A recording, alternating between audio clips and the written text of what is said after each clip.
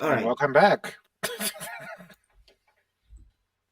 So just a heads up, there might be a little bit of a cut because we are Africans. We're using African technology, and they're putting us on the time limits. But Yes. it's fine. We back, and the show's still going. We All were right, talking then. about the the beam struggle. It's one of the greatest beams. Like I personally love Gohan and Cell is my number one personally, and also like strong number three is when Gohan hit the kamehameha for the first time when Cell thingy was gonna blow up the earth, and then everybody was like, Yeah. oh Well, no. And then Gohan does a no stance kamehameha. I yeah. was like, yo, that was the coolest thing ever. But anyway, The reason I say Goku and Vegeta's one for me is number one is because we never had an idea of a beam struggle until then. I agree with you. It's the beam struggle that took all our V cards. Look, the stakes were so high that you actually felt for Goku. Like, dude, you have no choice. You have to push yourself beyond the limit. You have no choice. and Otherwise, this Sean, guy's like gonna destroy the and world. Sean Schemmel when he did that scream, when like yeah, what is that guy's vocal cords? Like they need to put it in a museum or a lab or something. That guy could scream like yo. That guy needs residuals like no one's business. He Like, needs Yes.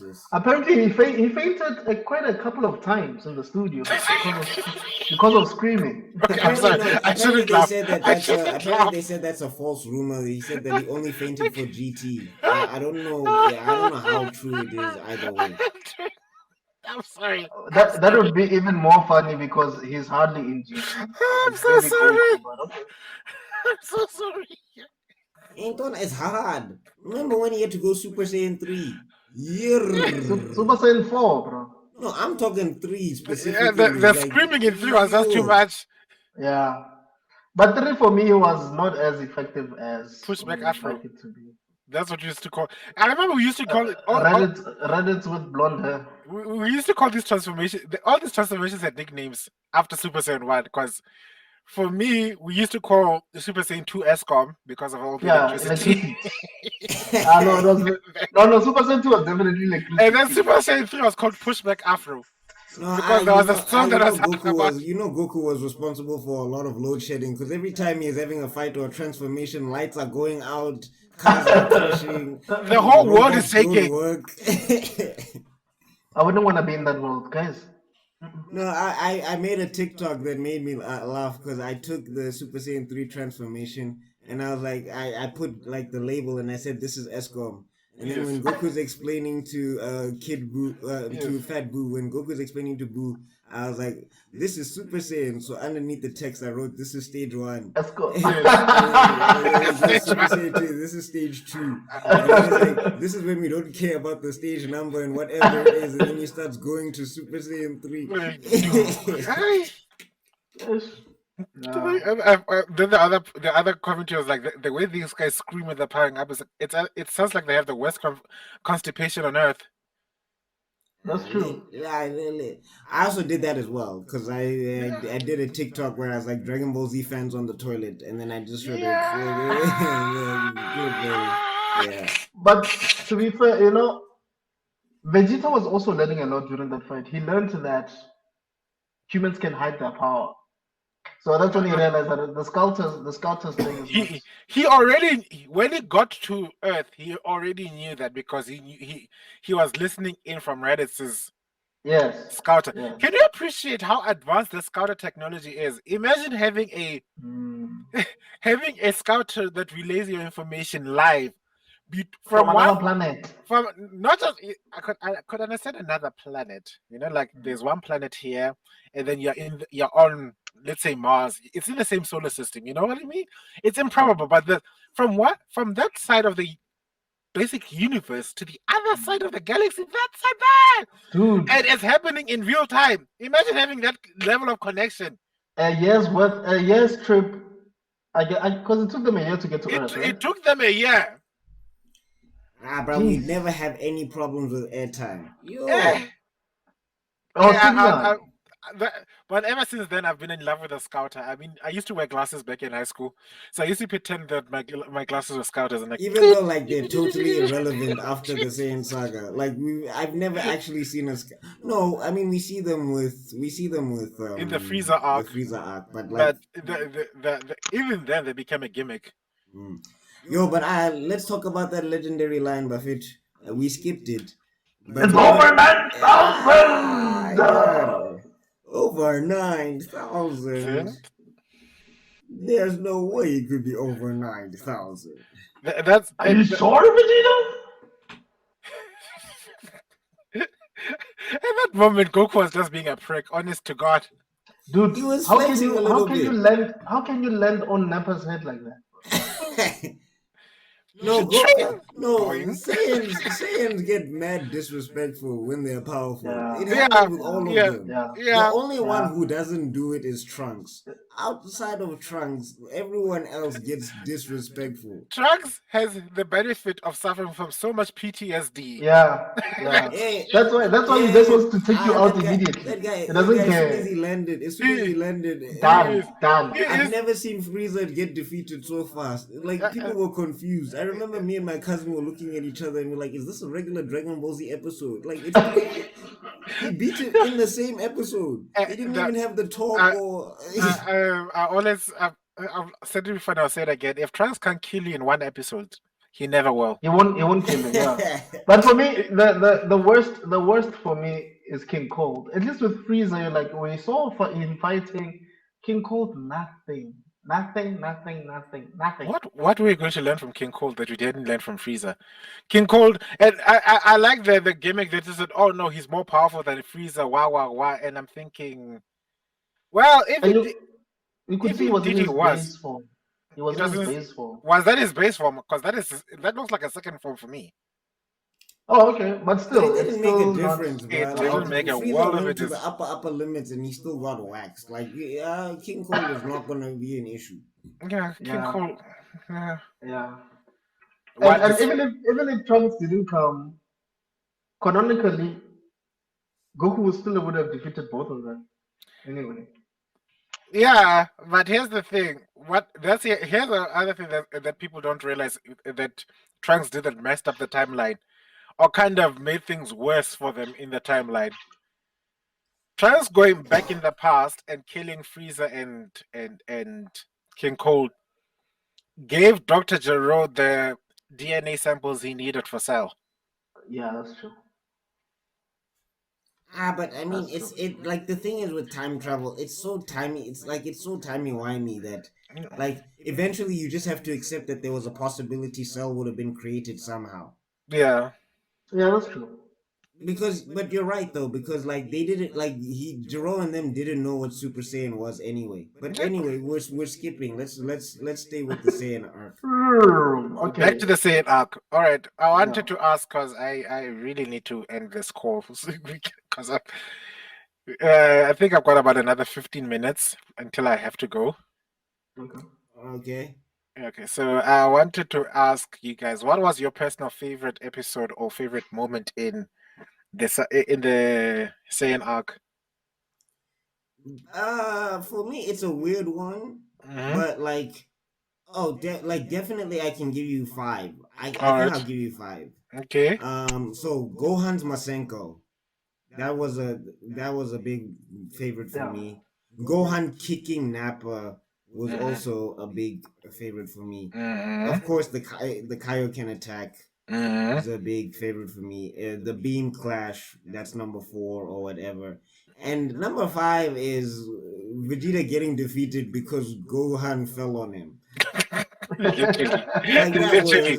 And I think we need to look. You are also looking past the fact that Vegeta is also a combat genius.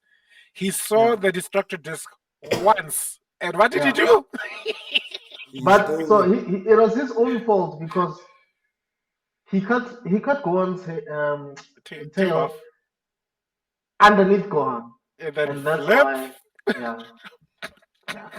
Hey, shout out to Yajirobe also. MVP. MVP. Like, You know. hey, Sure. dog For went sure. to cut the tail of one For of the sure. strongest villains in the whole For series. sure. For sure. And then went and hid Yo, behind the corner. I love how he for, was trying to like be there with Goku after Goku did the beam struggle thing, and I'm it's like like, we're you're heroes. amazing. How do you do that? Why? And they're like, no, No. it's not over. Yajirobe was like, "We're heroes. We've saved the planet." He's like, trying to be there nigga, like he did something. nigga. I was like, Or when it was he's slapping Goku there and Goku stands there. Ow! But okay, for me, sure, Goku versus Vegeta. Yeah, that. That fight was just amazing, including the beam clash. Right. Mm. For me, Piccolo's arc, I'll always say that for me was just amazing. How he went from this guy who had just wanted to defeat Goku in the martial arts tournament prior to become someone who sacrificed his life for Gohan. That was for me. That was quite a touching oh moment. yeah, like honorable mention is Gohan's training arc. Like that was amazing as well.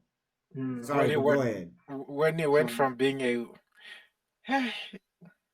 I think one of my favorite character, my favorite character development would be Gohan because he went from screaming spoiled brat to yeah, He was somewhat. 5. Give the nigga a break. He was 5 years old, fighting full on adults. These Oh, guys had hair on their chest, and they're kicking him in his face. I was like, dog, I'll be crying what? also. What were weren't you the guy saying that he's a Saiyan, blah blah blah? His No, childhood I'm saying wasn't that he was normal. not a normal kid, but still, he's still a kid.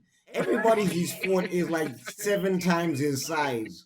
Like no, Nappa is like 18 Gohans in one, and he's just one Gohan, and he's supposed to fight these guys. I like, come on. But at the same time, you just um, see Piccolo being all disappointing big brother slash slash father. It hurts, doesn't it? Facing your fears would have been easier. I was like, yeah. I, yeah. Um, Goku meeting King Kai and that whole training at King Kai's mm, planet. Mhm. Um, Nappa versus the Z Fighters before Goku coming through. For me, there was a scene where Krillin and Piccolo multiplied themselves. Kakabushi no Jitsu, basically. The Basically, yes. original, the well, original actually, it's version. the original. They Yes. Yeah, stole yeah, that no, from the them. original. But like Even the problem Krillin with that did it. move is that it splits your power in half. So I was just like, why did you guys do that? Because you guys are Yeah, already Why not did you doing think it was gonna? anything. How did you guys think that was gonna work? And the way Nappa put them back together, it was so unfair.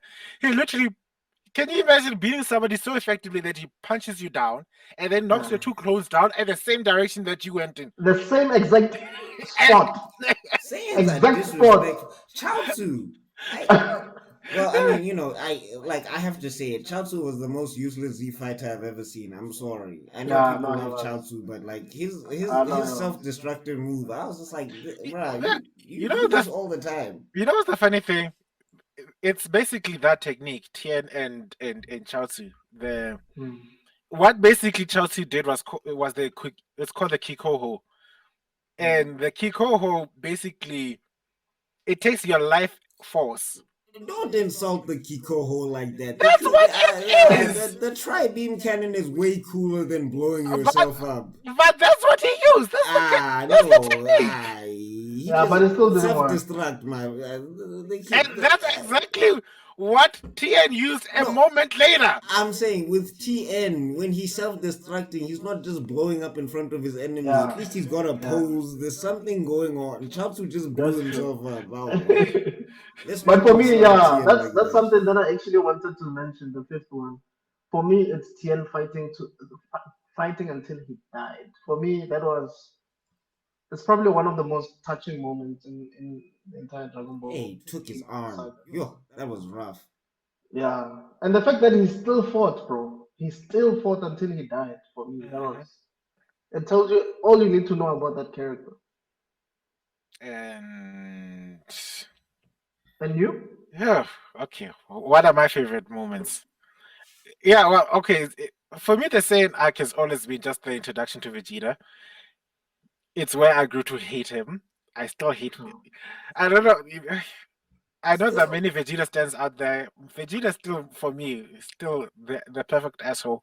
Anyway, okay, but anyway, we'll no, talk no, no. about it another day. And that season especially, I mean, there was a moment where Gohan and Goku were about to hold hands, and it's like, I believe in you, son. And what does Vegeta do? Step on Goku's chest.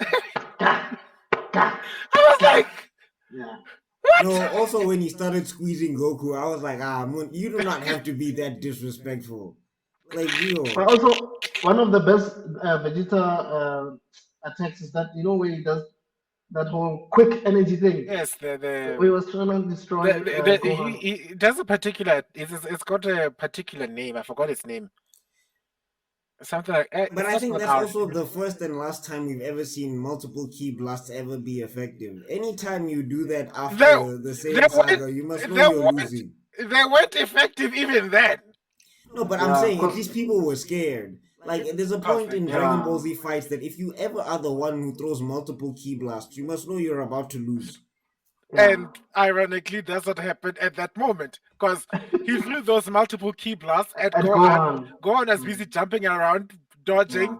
Horribly, yes, but he was dodging. Yeah. And then eventually he gets cornered, and then Vegeta charges up at him, only to realize that Gohan the whole time was just a distraction. Yeah, because Krillin was busy. And that's one of my favorite moments when the spirit bomb hits Vegeta. But that attack, guys, let's be honest, it's the most useless, powerful attack in Dragon Ball Z. I know, it hasn't defeated anybody except for Kid Buu. Except Buu. It's got the what? It's out of 3. It's 1 out of 3. Like if you're gonna count the others, Frieza survived it. Frieza survived it, Vegeta survived it. I'm like, what is this attack? But with Vegeta, that spirit bomb was not at its full capacity. No, but like it should have been enough to do some damage. It just took his eye. I was like, no, his eye was taken out by what's his name? By Goku. It was Goku. No, Goku threw a spirit bomb into his eye. He blasted. Yeah. When gigantic Vegeta landed on his leg, and he's like, "What you gonna do now?" I was like, "Bah!" Right in the eye. That's true. That's why he squashed him like that. Let's be honest. That's one of the most ruthless things Goku did in that arc. No, standing on Nappa's head is still that's number 1. No, that's disrespectful. I'm talking about ruthless. No, well, also when he crippled Nappa, that was pretty like. Nappa was asking for it. I mean, imagine. No, but I'm saying like Goku's not a guy that we know for revenge. But I was like, you did that because he messed with your son. Like you didn't just do that in jail. But also everybody, his best friend. Yeah, when you see the manga. Immediately when he lands on Earth, he looks around. He sees Yamcha's dead body. He sees Tien's dead body. He's like, "Wow, this is what you did." So for me, it's like he was getting revenge for everybody that died. And that's the other thing you learn about Dragon Ball Z. Have you ever paused to think what happens to their bodies? In the manga, what happens in the manga again? I don't know. As soon as everybody gets wished back, we don't care anymore. We don't think about it. Yeah, because I always keep thinking. So they left Reddit's corpse right there in the middle of nowhere to be eaten by locusts. But to be fair, they did the same to Yamcha for a while. Yamcha had like. Also, shout out to Reddit. Like he was so weak they could clone him. I was like, all the Cybermen are apparently Reddit's level. I was like, Reddit's my guy. I thought you were big. I thought you were like. That's when I knew he was never gonna be a big deal. He was never. To the point that they could. He was just an exhibition. That's not word. It's an exhibition. Exposition. Exposition. That's the word.